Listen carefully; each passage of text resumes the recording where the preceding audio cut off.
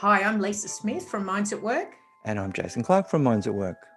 and we're here today to talk about the develop phase of your innovation process, which to us is the most critical piece of the puzzle. I think that step into development is when you actually start putting details around the idea. You've narrowed the field from, 100 amazing ideas to maybe 2 or 3 really seriously credible and promising ideas. And now you're starting to work out the details and the practicality. See, if I have 100 ideas, I haven't got time to develop 100 of them before I evaluate them. So what I want to do is try to pick out the ones that I think hold the most promise, put some more detail to them.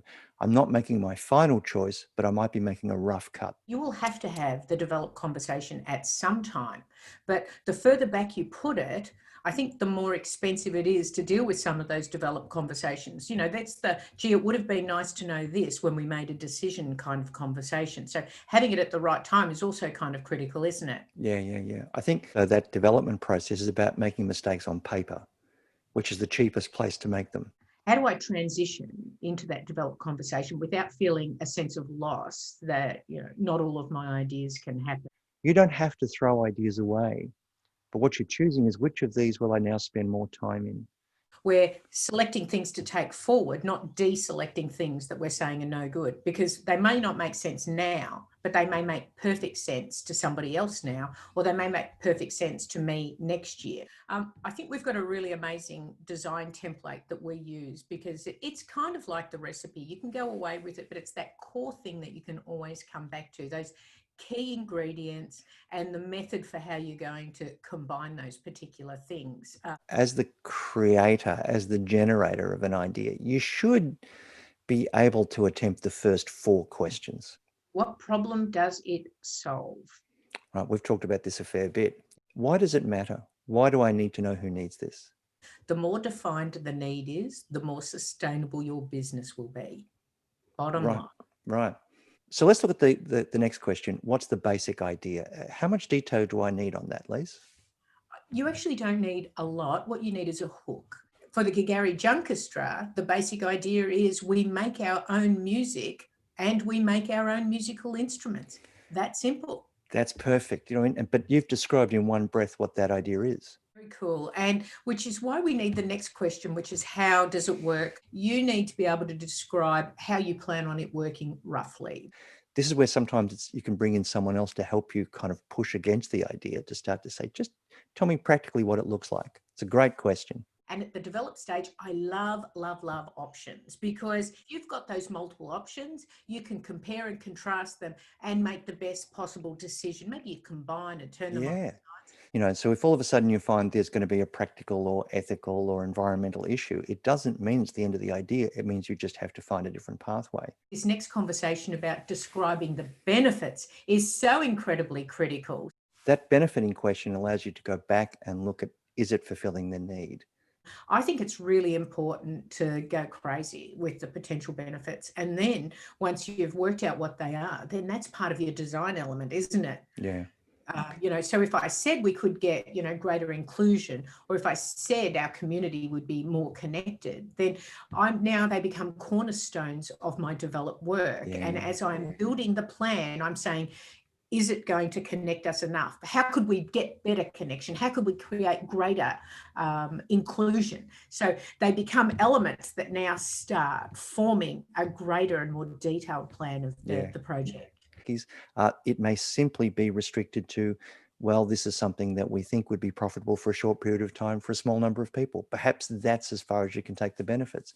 But I love asking that question up front because sometimes, and the experience that you've had, you discover a whole bunch of benefits that you probably could have predicted. And then, of course, there's some additional detail. You need to understand how much it's going to cost to set it up, get it started and keep it going. 3 entirely different conversations. Some things might cost nothing to set up, but may have ongoing, quite substantial costs to keep going. You need to understand that. Whereas some projects are just going to have an upfront cost of creating something and then are going to be pretty self-sustaining. You would want to understand the difference at the design phase. Those practical concern questions, I think that's where most idealists really struggle because it's not in their nature.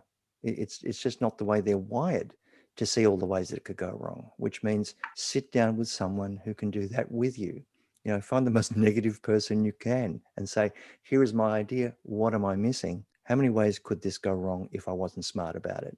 Then they'll give you advice and you'll end up making the idea stronger. I'm not enough to make this happen. So who else do I need? What kind of brains do I need?